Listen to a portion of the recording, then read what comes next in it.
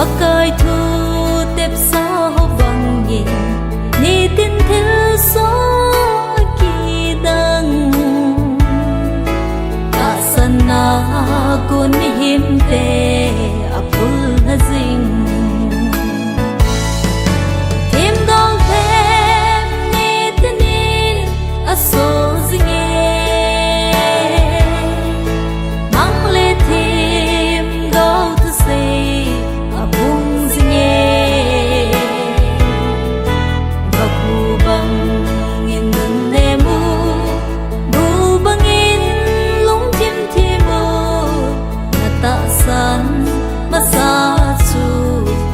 kang hin nan hem tha ding in setanin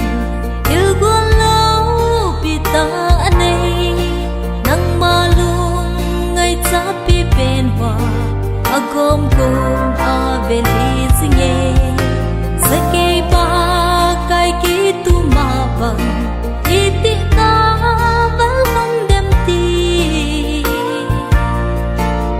lam thong tina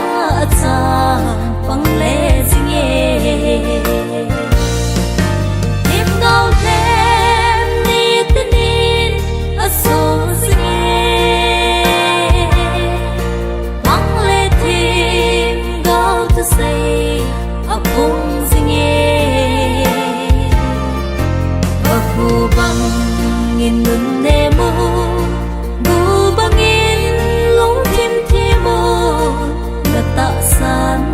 masa chu tha kang hin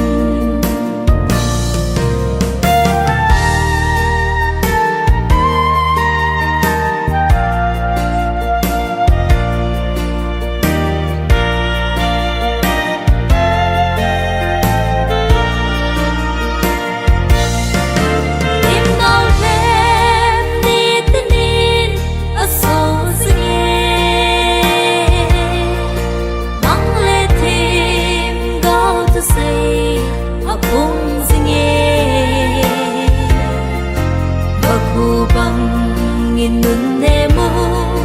bu bangin lung tim thi mo na ta san masa